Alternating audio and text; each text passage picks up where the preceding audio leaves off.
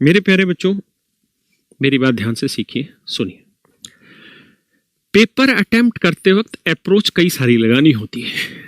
अगर मान लीजिए ये सवाल, वैसे ये सवाल सीजीएल 2019 मेंस का है, ठीक है।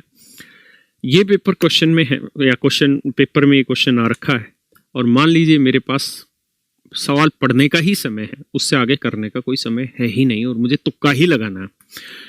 कई बार ये जरूरी नहीं है कि हम 100% सही करें, हम ऐसी हालत में हो ही नहीं पाते, हमारे पास इतना समय बच ही नहीं पाता कि सही कर पाए, उसको सोल्व कर पाए, तो हमें तुक्का लगाना भी आना चाहिए।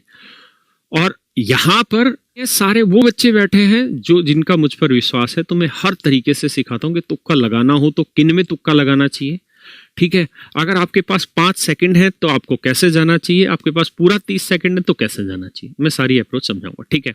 अगर मैं यहाँ तुक्का लगाने पे हूँ और मेरे पास सवाल पढ़ने के अलावा मात्र 1 से 2 ही सेकंड है, तो कैसे किया जाए, ध्यान दीजिए। तो मैं इस क्वेश्चन को ऐसे करूंगा कि यार y के 1/4 के 30% का 2.5 गुना, यानी y का 1/4 का 30% निकालो, फिर उसका 2.5 गुना करो, तब वो x के आधे का 25% के बराबर आता है। इसका मतलब x की वैल्यू बड़ी होगी और y की वैल्यू छोटी है, तो यही पूछ रहा है कि x y से कितना प्रतिशत कम या अधिक है। तो ये तो बात तय है कि x y से बड़ा है, छोटा तो नहीं है, हाँ है ना। क्यों बड़ा है? क्योंकि आप देख रहे हैं कि x के आधे का है 25%, y के 1/4 के 30% का 2.5 गुना करके उसके बराबर आता है, तो यानी x तो बहुत बड़ा हो गया फिर।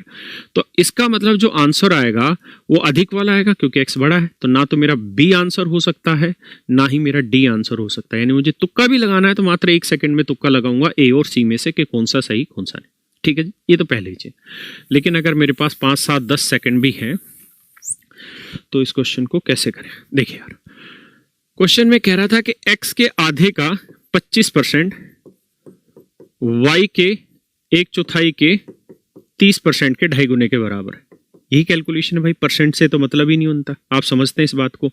अरे हाँ है ना, पॉइंट से 0 हटेगा पक्का, 25 से 25 कटा, 2 दूनी 4 आया, ये आया x बटे y बराबर आया 3/2। और यही तो पूछ रहा है कि x और y का रेशियो क्या है, यही तो पूछ रहा है।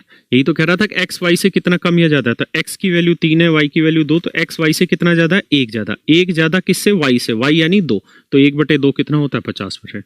तो आंसर आ गया 50%। देखिए यार, हाँ है ना।